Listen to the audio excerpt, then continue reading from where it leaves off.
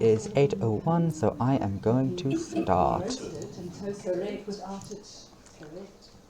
So, wait, hold on. Am I sharing my screen? I'll cry if I'm not. I'm not. Never mind, I take it back. There we go.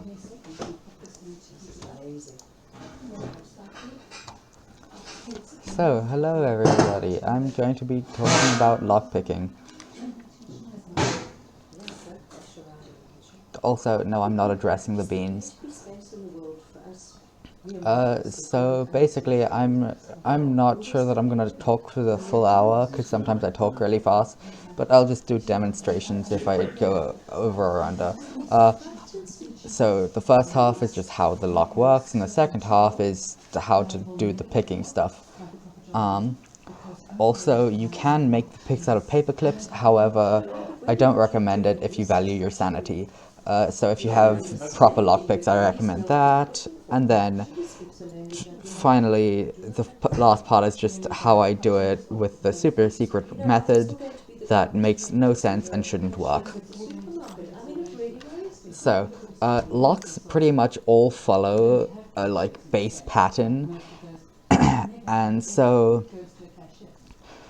you can pretty much apply these concepts to 90% of locks. Some locks deviate from it and have special things that they do, but they make fancy pins, and then those pins will not push down fully. It's really weird, so I don't recommend trying to pick those if you're just starting. So I'm going to be doing this on cylinder locks. So they look like this, or actually I'm going to quickly share my camera. These thingies are cylinder locks. They're your standard padlock. They have the keyhole. Hello.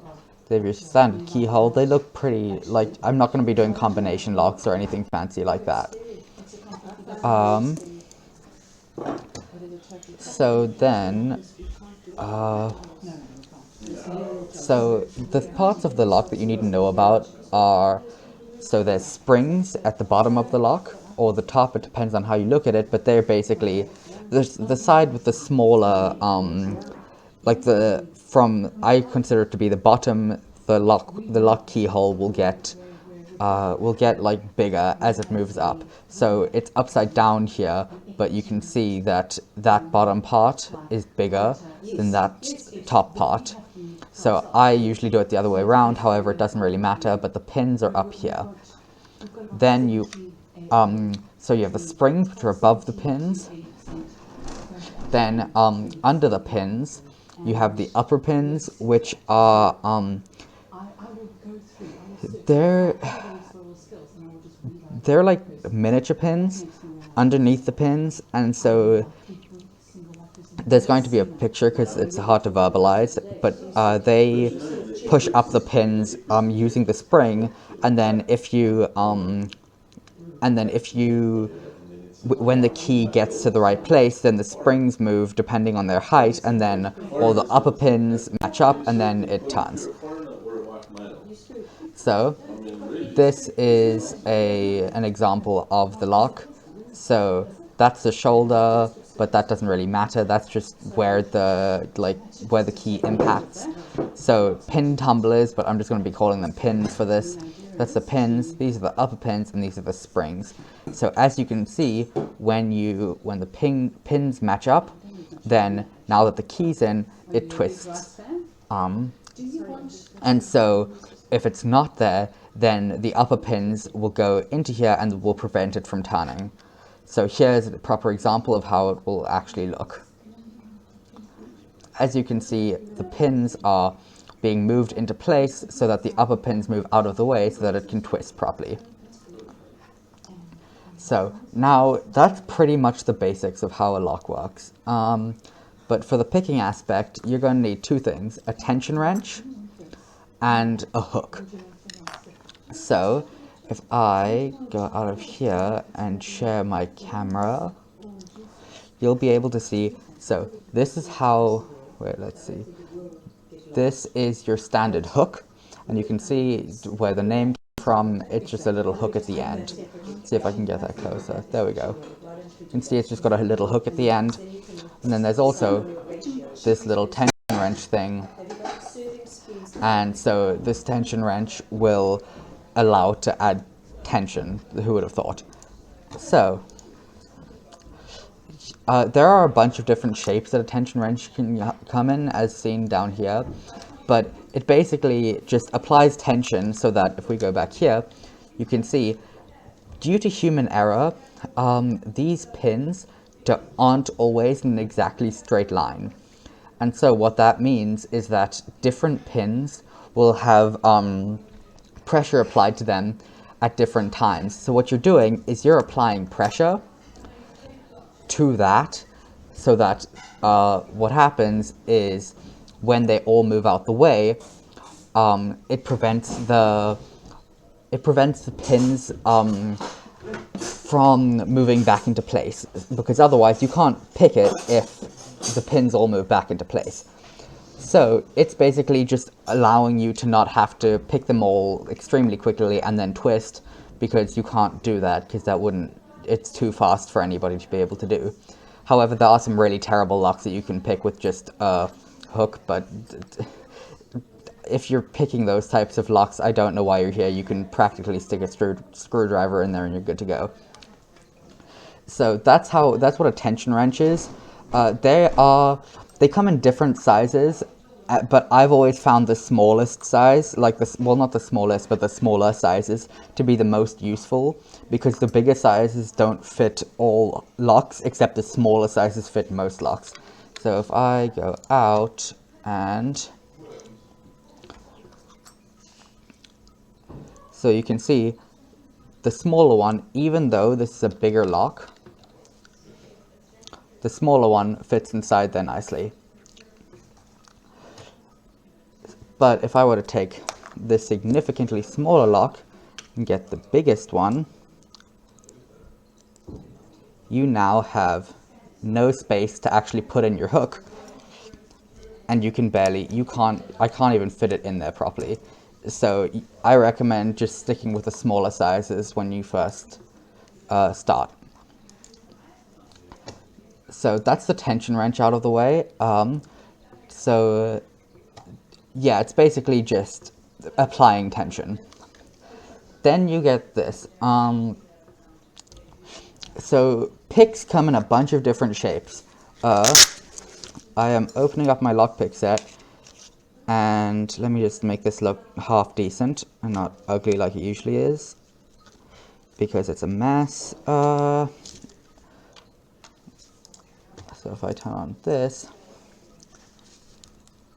as you can see, there is a bunch of different shapes that it all comes in.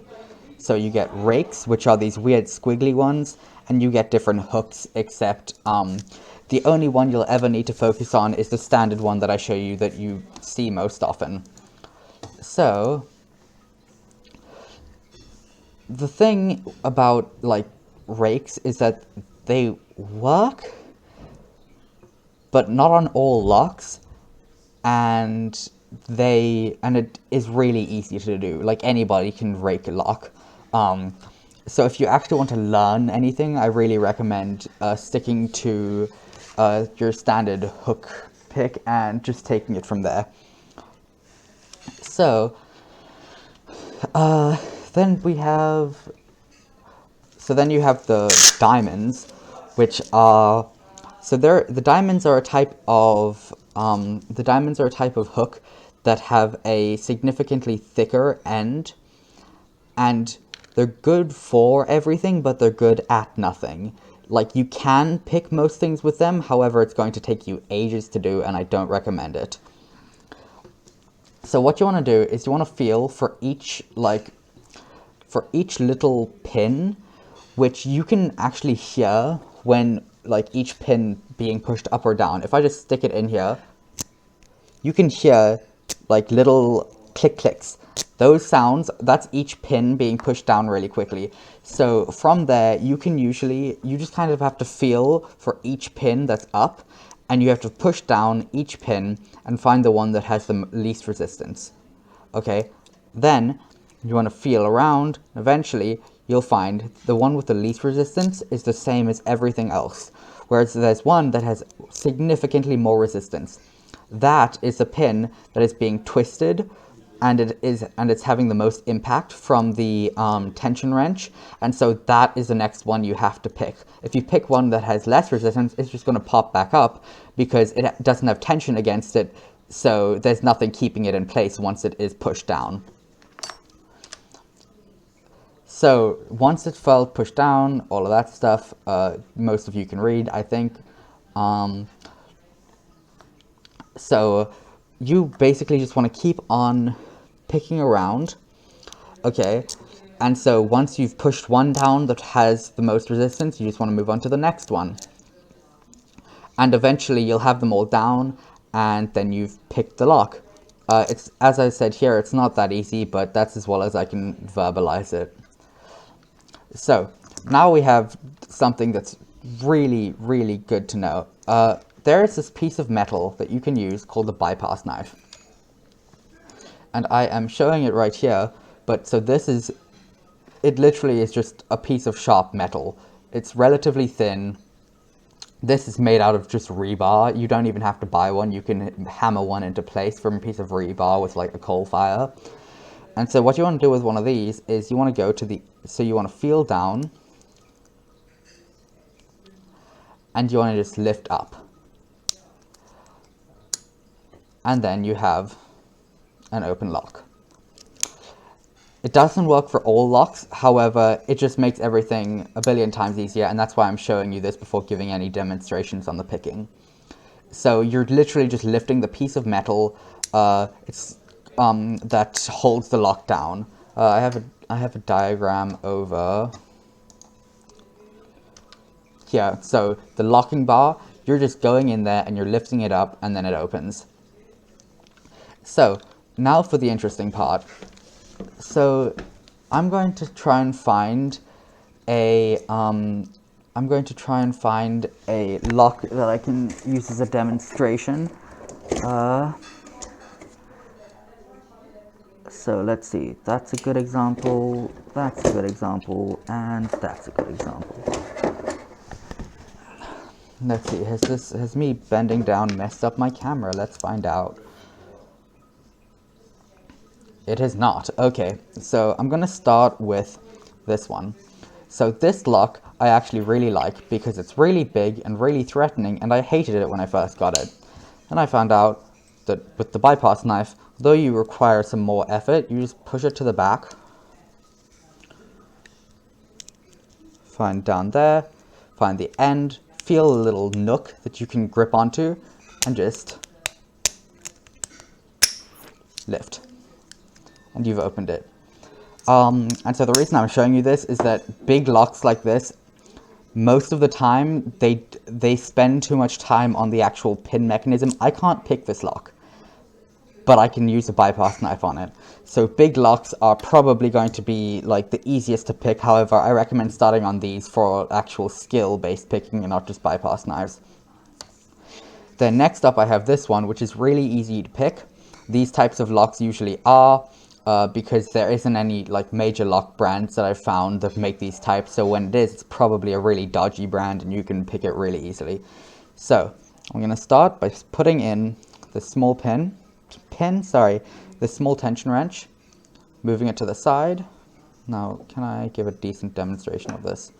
So you can move it to the side, and now you can see that it's not opening, but you can see that it's like it's giving way slightly. So you want to put pressure on that, but you want to put about as much pressure as you would put on like pushing down a key on a keyboard. You don't want a lot of pressure because then it's going to be really hard to pick. So now I'm going to go in with this, push down, push down, push down, and then open. And so it's literally that easy on some locks, but that's a really easy lock to pick. But if I were to take this lock, which isn't particularly hard to pick, however, they've put something really interesting in here. So as you can see, they have a tiny little it's essentially a maze to make it significantly harder to pick, because most like picks can't fit in there and actually move around, because they have those little, like, I don't know if you can see it, but there's little indents everywhere. So that is why I rarely recommend this, but I'll get to that at the end, because it has one of these, which is a normal pick. However, it's really, really bendable. They're really delicate, but what you can do is you can go in, put in the smallest one, find that, apply a little bit of pressure, and now with this you can get in a lot easier, and you just want to slowly go in and push down each pin and feel, okay, which one has the most resistance.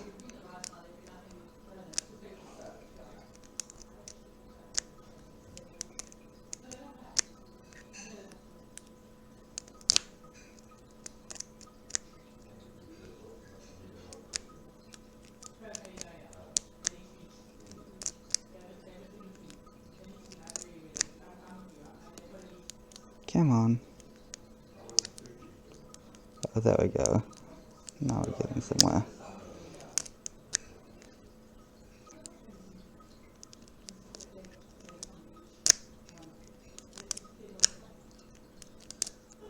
As you can see, lockpicking isn't exactly always very interesting, but hopefully I'll be able to. So here I'm just applying pressure in a different way by sticking it between my fingers so that my fingers don't get tired, and so you can see it better. Okay, now I'm not sure if you could see that there, however it's given way slightly more, which means that you've got that pin down, and that was the pin you were going for. So that's always a good indicator, is if it's giving way slightly more.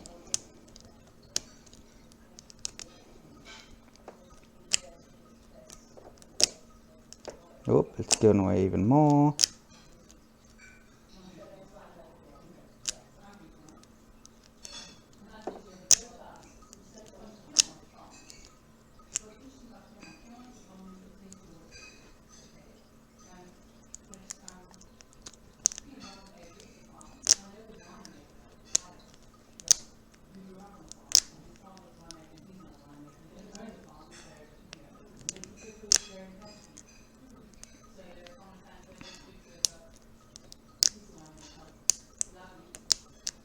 I'm gonna cry if I've accidentally broken this lock. Because it doesn't take this long to pick, which means that one of the pins might be messed up. In which case I'll just find another example. I have the exact same type of lock, but that one's not got an intact top, because I got it from a cracked open lock, which is significantly less satisfying.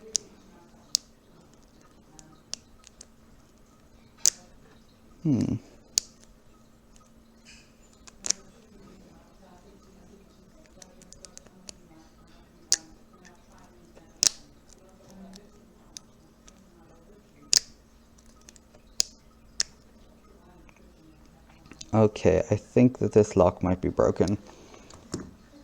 Hold on, let me find,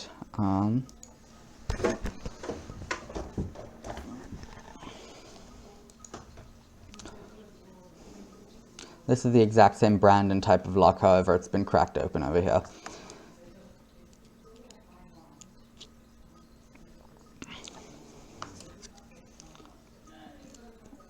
I hope you don't mind me jumping in. Not at all. But there are a couple questions for you. If you want me to read them off. Thank you. Yeah. So from RevDev, he says, "Can you explain the bypass knife once again? I'm not sure I got it." Oh, sure. Hold on, wait. Let me turn off. So let me turn off this so I can give a thing over here. So basically, there is a piece of metal at the back of a lock that holds in the bar. So, but this can be exploited if they don't cover it. So what this means is that if you take in with this, there is a, let me just unlock this quickly. So you go in with this and lift, you should be able to see that there is a piece of metal that's being lifted up when you do that. That is just this bypass knife going straight in and doing that manually rather than having to go through the picking system. So a bypass knife is basically just exploiting the fact that not all locks have covered that. And so it is really easy to do, and it's really easy to test if the lock is vulnerable. It takes like 5 seconds. So that's like the best place to start. So I hope that answered your question.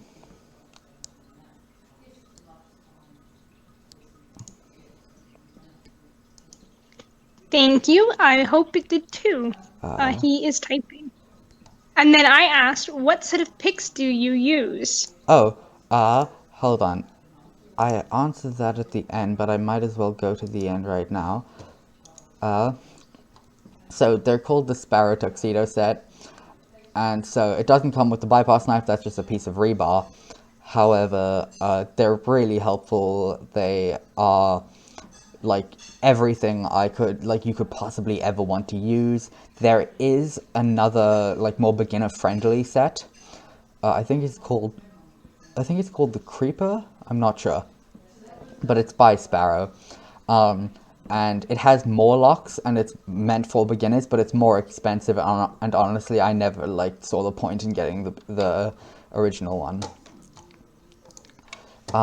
So yeah, that's what I use. So then, wait. Oh wait, never mind. I'm gonna keep that up. So let's see. Can I pick this one?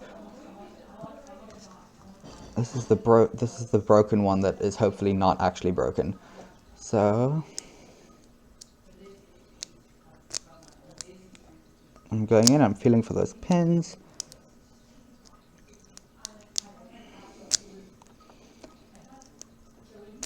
And so let's see, where is the one with the most resistance? So that one fell in, which is good.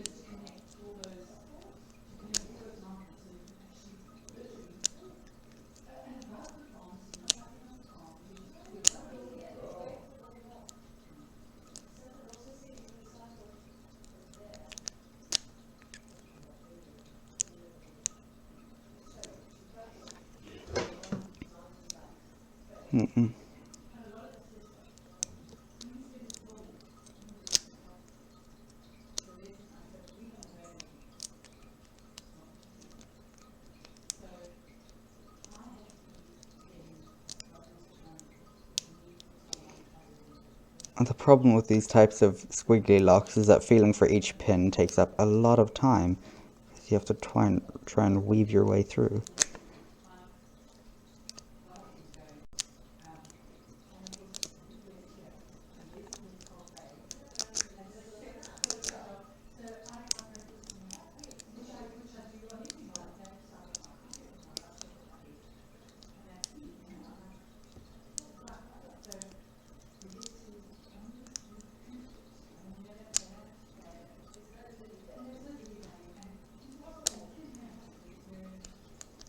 Oh.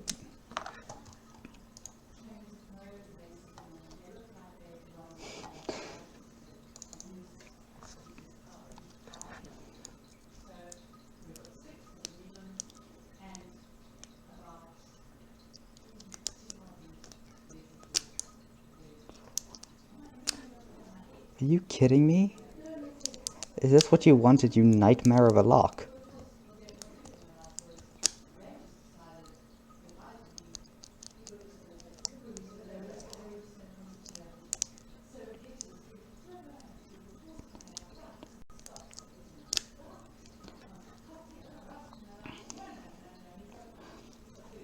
I take it back, I'm no longer tutoring. For the next half an hour, I'm just going to be trying to pick this lock. You're doing great. It happens. It's always when you're performing Yeah, that it all goes wrong. I remember when I was in Arizona in May, yeah. my grandmother left her key 2 hours away to her bedroom where we were sleeping. Oh no. Um, and we had to pick the lock.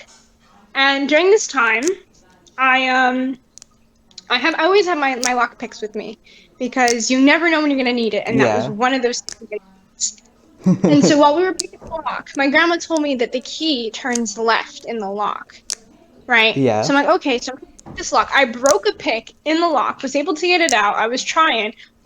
I think we messed up her lock pretty bad, considering we got it like to turn halfway when it should not have been turning that direction. Because it turns out my grandma has no idea what direction she turns her key, and it was going the opposite way. Oh no. She also had she also had her key with her the entire time. Oh. Oh, It was just that's... in her car, and she had Oh, no that's so idea. great. Okay, I'm gonna take a break from this lock because it's starting to hurt my fingers and I don't know what's wrong with both of those. This is something that's significantly more simple. So this is just your standard. It's got a straight, just like a straight line. So here is a properly like easy demonstration. You basically just go in, see if you can feel for it. Kill, that's that one. It's given way slightly to the back. Any more? Nope. Okay, go back to the front. Start feeling.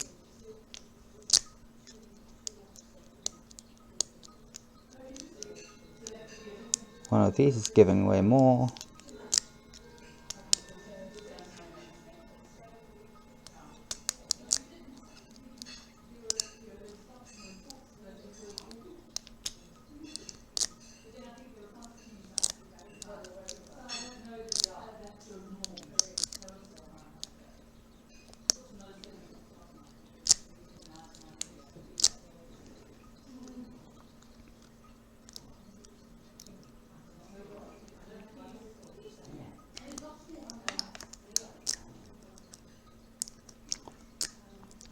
For context, I'm not used to these locks.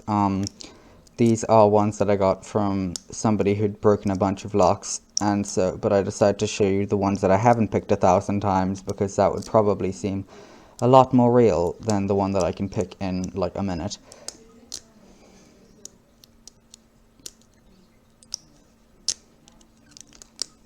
I have a question myself. Oh yeah, sure. What was the first lock you've ever picked? Oh, let me see if I can find it. It's really old, it's an awful lock, and I love it very dearly. Hmm.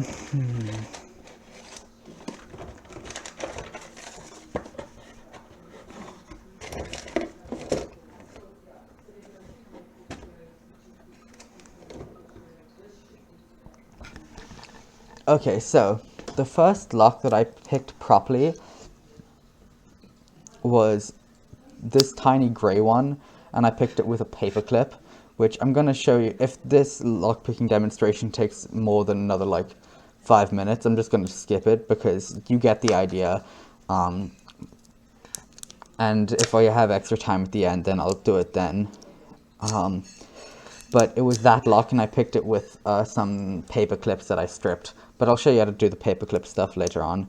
Oh, there we go. Okay, so now, as you can see, the lock's turned, And so that's just, and so once the lock turns, you're going to see that the pins pop back up. You haven't broken the lock, it's just that it does that when it, to reset the lock. So that's pretty much the basics of how to pick a lock. I might do another demonstration at the end though, because both of those took like 7 minutes. So, okay, so what else? So, paper clips. I have 2 here, and I'm just going to go through how to make these. I have slideshow stuff, but that's boring. It shouldn't take too long, and it's significantly easy to follow along like this. However, trigger warning, I don't recommend you watch the stream for the next, like, minute or so, because I'm going to be stripping the like paper clips with a knife. So if you don't like knives, I recommend you stop watching the stream briefly. Okay, 3, 2, 1. Okay, so you don't have to strip the entire thing. You can just go from about here, and you can just peel it off like that. And then you just take all of this and pull back. And now you've got, if the camera will focus, that would be nice. Now you've got a little piece of metal showing. So this will be our pick. Next up we have the tension wrench, which for this you're going to have to strip the entire thing. So grab this and just strip this.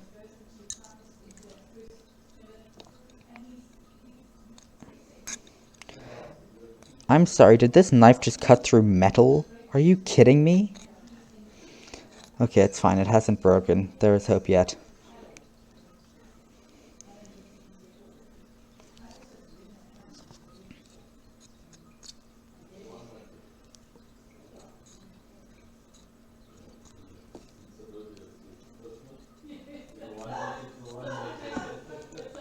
So, I'm not going to be doing a demonstration on how to pick with a paperclip because I've completely forgotten how to do it. It's painful and I do not recommend it if you value your sanity. So, for the tension wrench, you just want to, I recommend doing it with a bigger paperclip, however, this works too. And then you just want to take pliers, and a lot of pliers have these little, hold on, you can't see it, have little indents in them. And so you can just stick it in there to keep it in place, and then just push down. Push down, pull down, I don't really know, English is hard. So then there.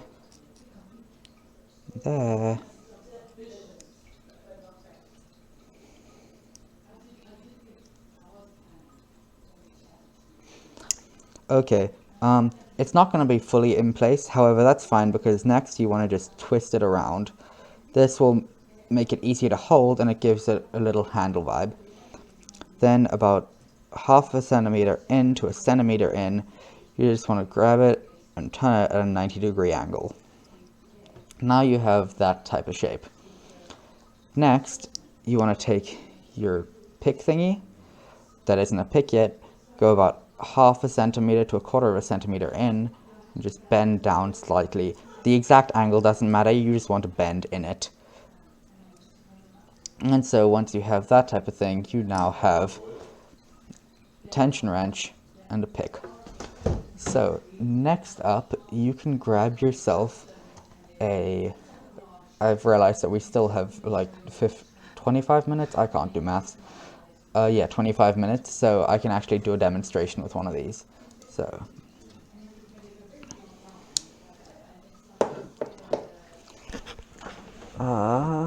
let's see, let's do, So the paperclip stuff only works for like really cheap and bad locks, so I'm going to be using this tiny lock. So, you just want to go and do the exact same concept, stick it in the top. Actually, hold on, I'm going to flatten this more just to make it easier.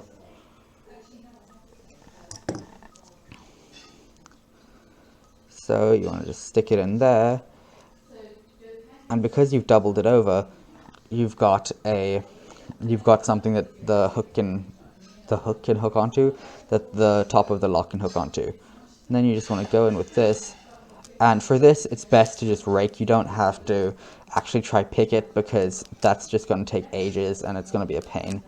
So you just want to kind of rake it around and feel for when it opens. I'm not sure how long this is going to take. Strap in, everybody.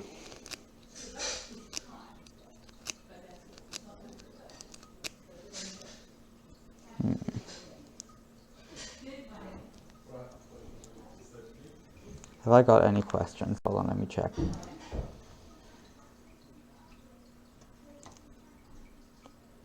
Oh, swag, thank you for that, RevDev.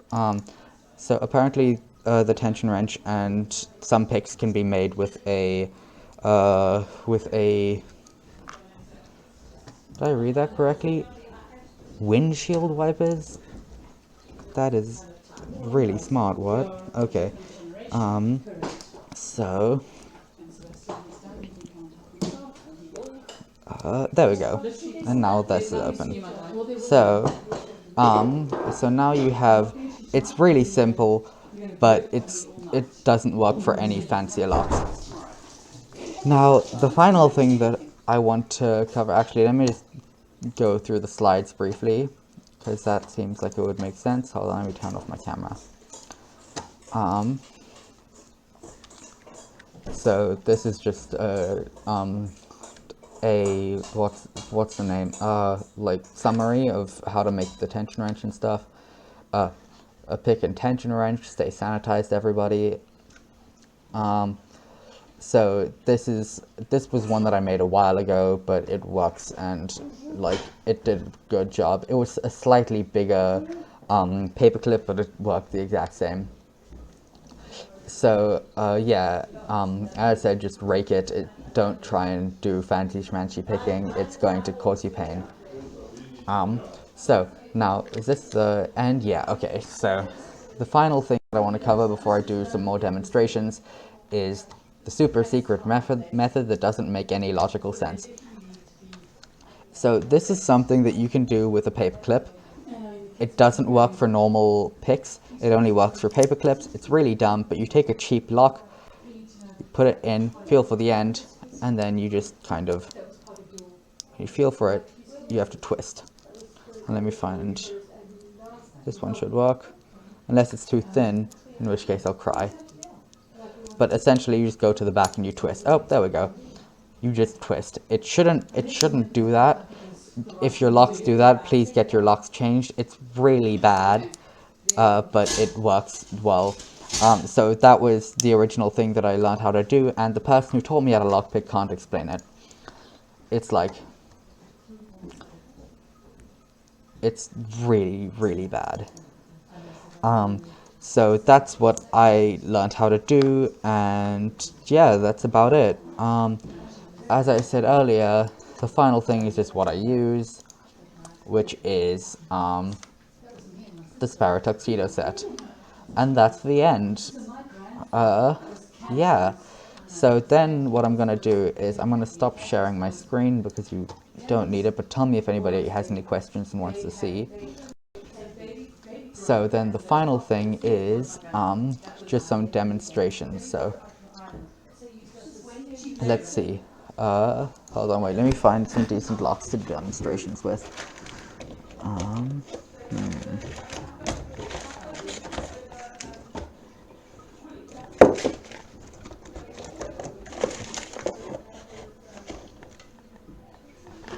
That'll work. This might work. I'm not sure how long this one's going to take me to pick, but let's see. So yeah. This is I don't know what this brand is. It's really cheap, but as you can see, the lock hole, I think the keyhole, that's the one, is really small. So, which is never a good idea, because it means that all your pins are really compressed, which means they can all be pushed down at once, which means that it literally takes a second to push in, and done. That was literally it. I'm done. That was the full thing. It's open. So I don't recommend looking at locks that have a really small keyhole. Then there's this lock, which I'm not sure how long this is going to take me to pick, but if any of you get bored, I apologize deeply. So wait, let me check. Do I have any questions? I do not. I don't think, unless I've read over them. I probably read over them. Okay, so next up is this lock. It's got a decently sized keyhole, and so let's see. So this one I'm also not very familiar with, so I'm not sure how hard this is going to be. So, oh, okay, I take it back. I'm done. That was embarrassing.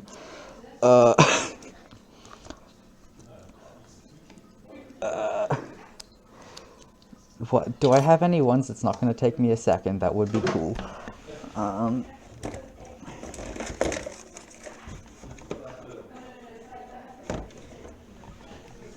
This one is, oh, I have a question. Oh, no problem. Goodbye. Okay, so then this one is a really good, so ASUS is computers. ABIS is a really good lock brand. I really recommend them. So this is one of their locks, which is, because it's a small lock, I didn't expect very much, but they managed to do a decent job at making a lock this small, which I'm glad about. But let's see.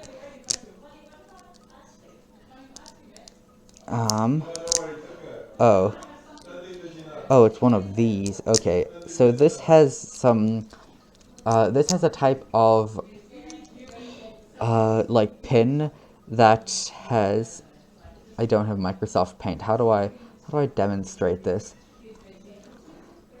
What's a good example of a type of pin like this? Hold on, wait. I'm just gonna make one of these out of this. So, the pin kind of looks like,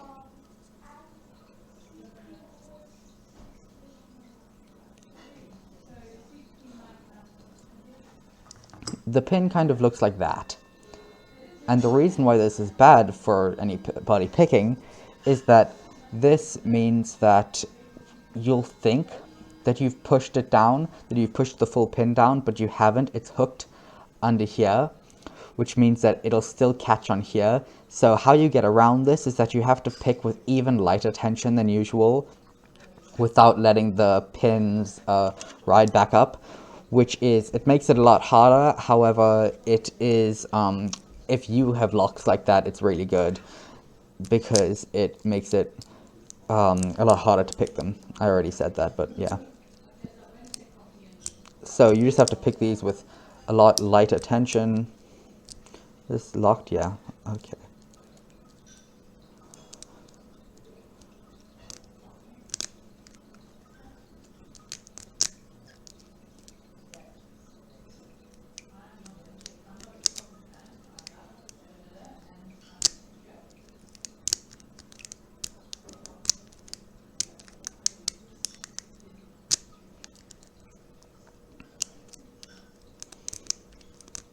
This lock sounds and feels extremely broken, but it's trying its best.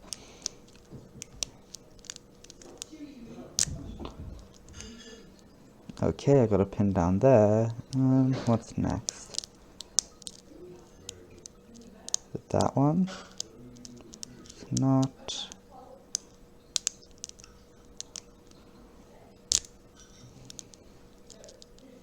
Okay, front pin down, I think, unless it's trying to trick me. It's trying to trick me. Oh, you bastard.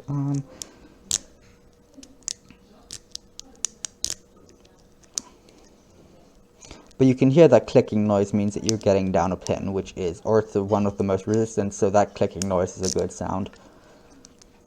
Most of the time, or you've broken the lock, but preferably not the latter. Hello, guys. Hello. Yo, what's up?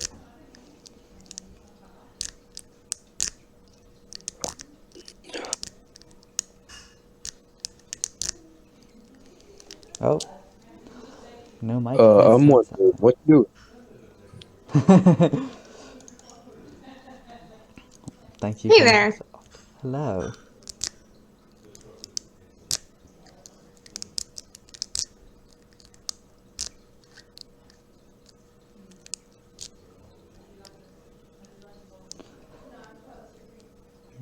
Hmm. Oh, lock picking. Yep. Well, trying to, but this lock has annoying parts to it that are preventing me from getting the pins down.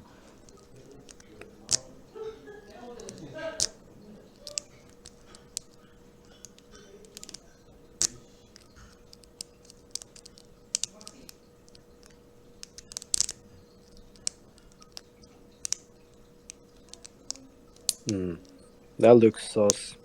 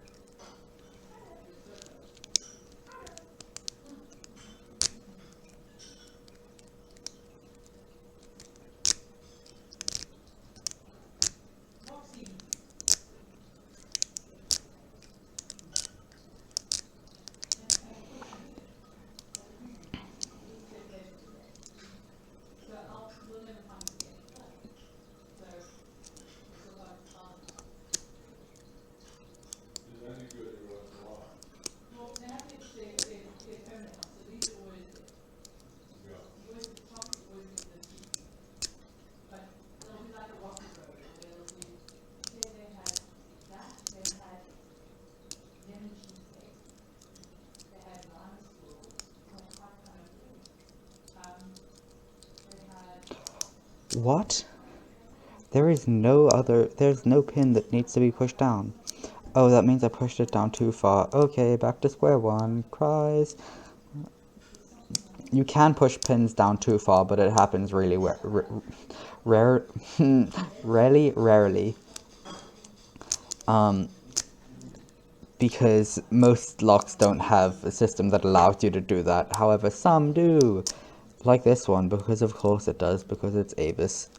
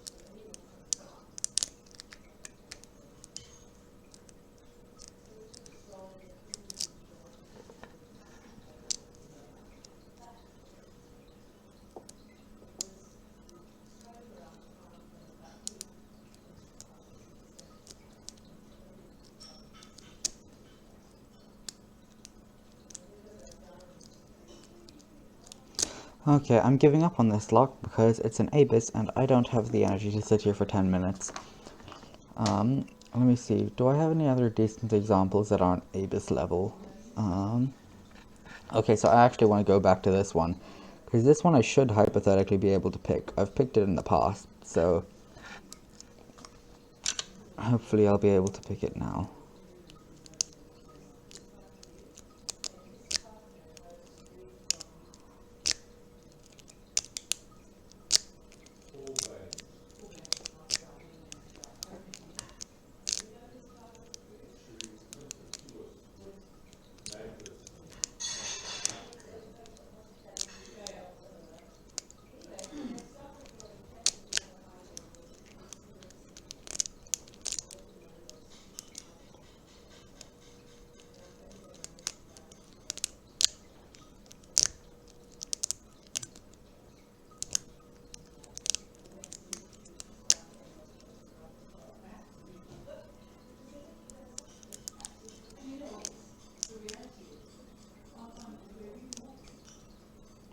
Oh, there we go, got it.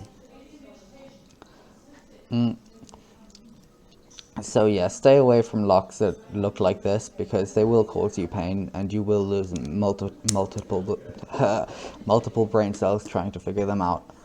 Oh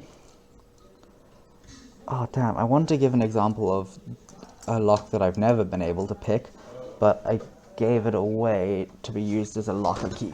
I mean a locker lock, but there is another one. So Master Lock has been notoriously bad for their level of locks. I can rake 90% of the Master Locks that I've ever found, but there is one that is actually done really well, and that is this absolute behemoth of a lock. I've never been able to pick this lock, and it was the lock that was on our storage unit. So I think that if you're going to go for a master lock, try this one. This is now turned into a lock review. I don't really know. But I genuinely like this lock. I have to give it back because it's going back to the storage unit, but I really don't want to. Locks that you should probably stay away from are tiny locks, let's see. What happened to all my tiny locks? There we go. Like these ones in specific. This brand, I can't even see this, I doubt you can, but it's 3 circles, is never been good. I'll see if I can get an actual name of it. What does that even say? Lingbao. I'm not going to pretend like I've ever seen this lock brand before, but stay away from locks that have tiny keyholes because it tries to crunch up everything into a tiny little space, which is a bad idea. Definitely stay away from these types of locks, which have the brand is just the store that you brought them in. Don't buy these. I guarantee they're awful. So, yeah, stay away from those. What other ones do I have that are really, really bad? Let's see.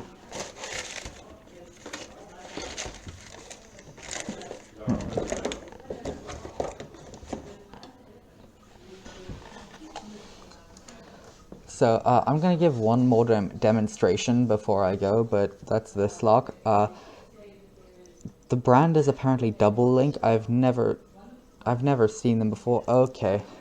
This is the one problem with the really small tension wrench, is that sometimes it just goes in circles.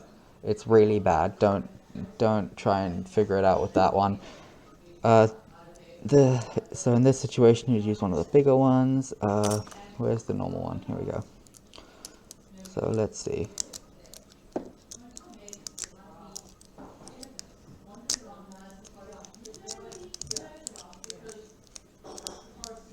Oh, there's something in no mic. Oh wait, never mind. You already said that 2 minutes ago. Okay, well, bye, Skelly, spiritually.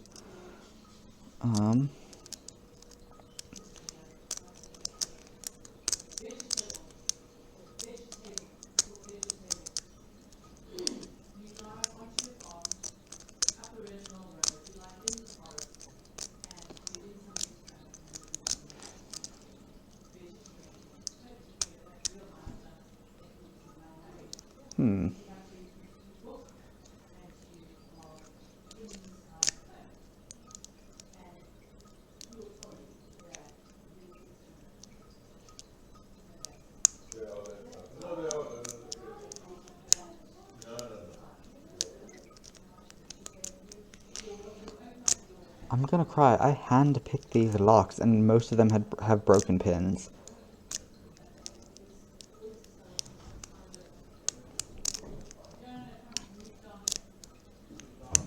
I mean, chances are I broke the pins from picking them too much, but we don't talk about that part.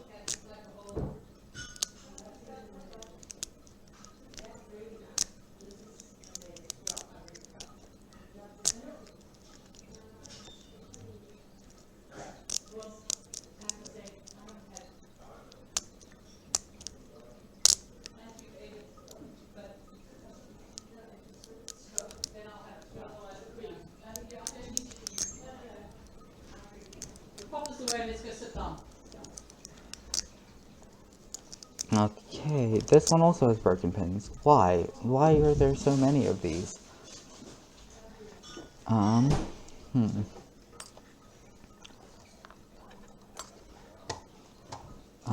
Let's see. What else do I have? Okay, well then, this one I know doesn't have broken pins because I picked this like yesterday. So this one has actually a pretty decently sized keyhole. It's not too big, it's not too small. I think that this is a good sized keyhole. So stick that in. Oh, never mind, I got it open. Well, that was embarrassing, but that was the last demonstration. So, yeah, thank you everybody for coming. That was it.